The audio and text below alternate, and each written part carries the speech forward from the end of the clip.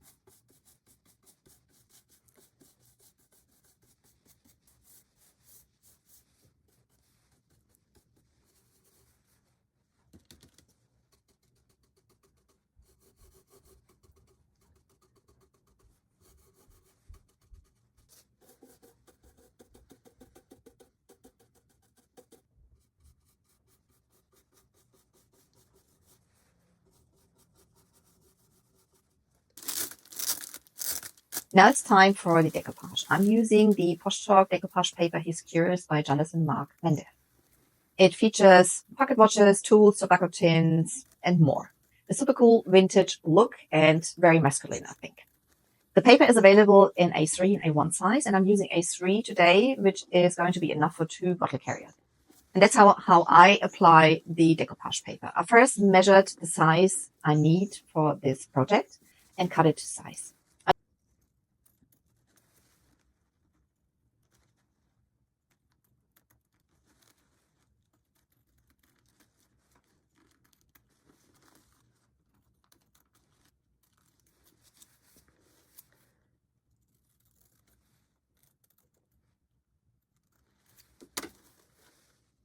I use the Posh Chalk Infusor as an adhesive.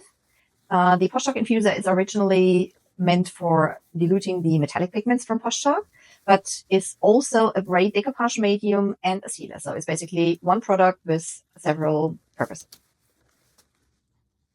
Then I position the paper, fold it back on one side, apply the infuser to the surface, and apply the paper so it doesn't move anymore.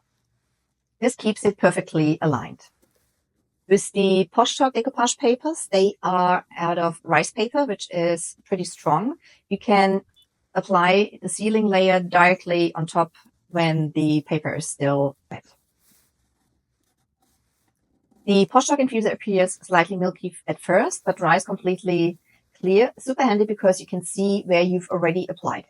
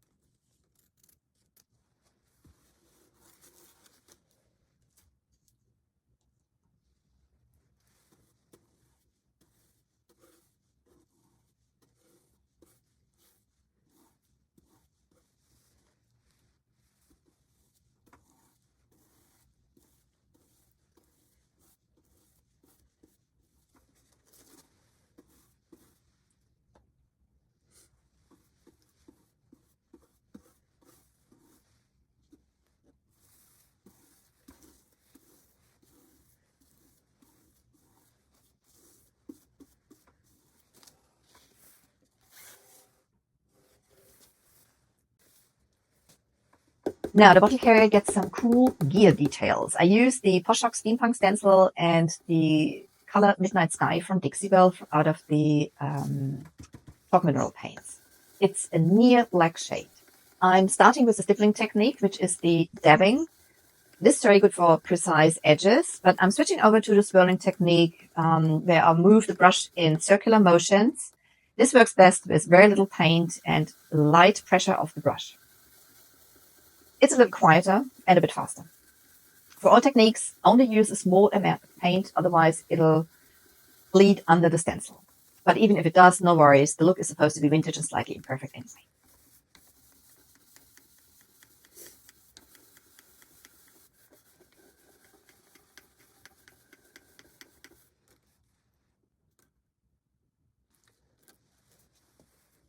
Now I add some more WoodUbend elements.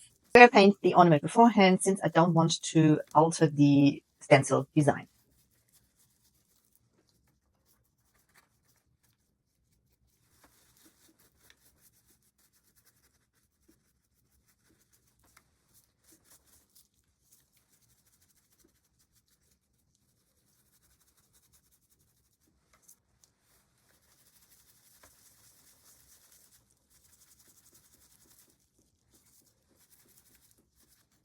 This tag element is now available in the new generation as WoodUbend 6113. This one is broken, but it fits perfect to this project.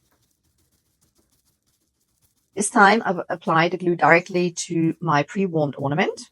Spread it evenly and press it down firmly onto the surface where I want to have it. Heat it so I can really press it onto the surface and it snuggles itself on. You can even apply the WoodUbend to curved surfaces if you want to.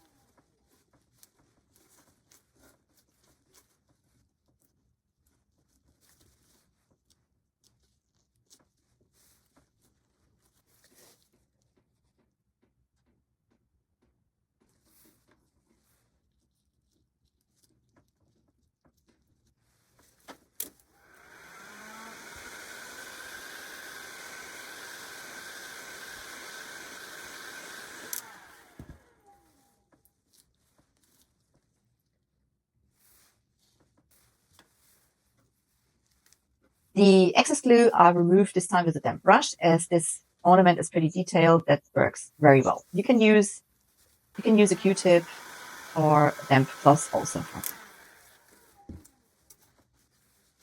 The final touch, dry brushing with copper patina paint.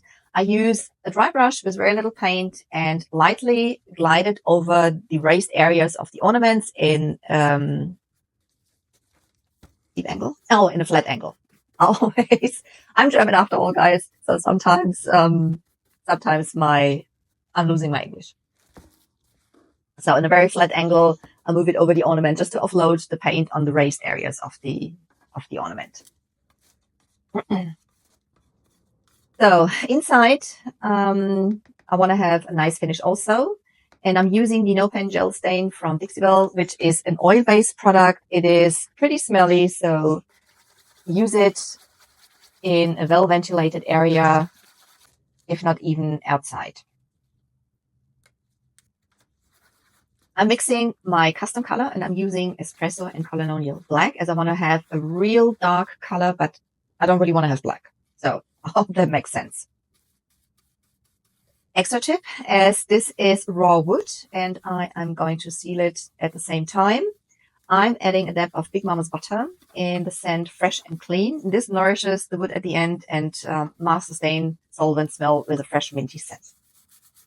I apply the mix roughly with a brush and work it in with a lint-free cloth.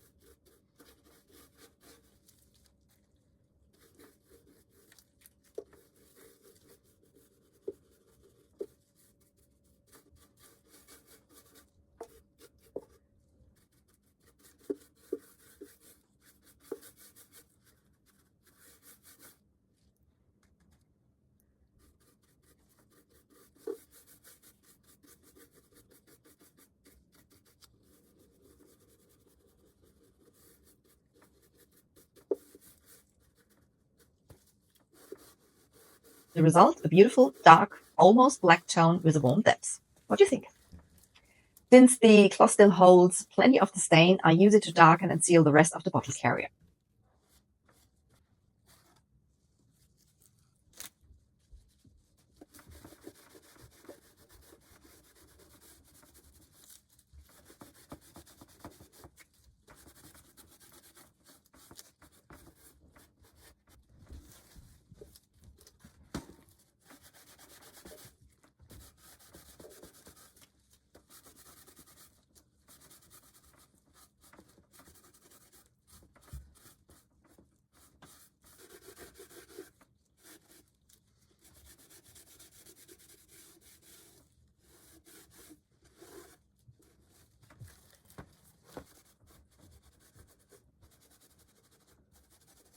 Yeah, whether for beer, soda, cider, or lemonade, with the Steampunk bottle carrier, you're guaranteed to stand out.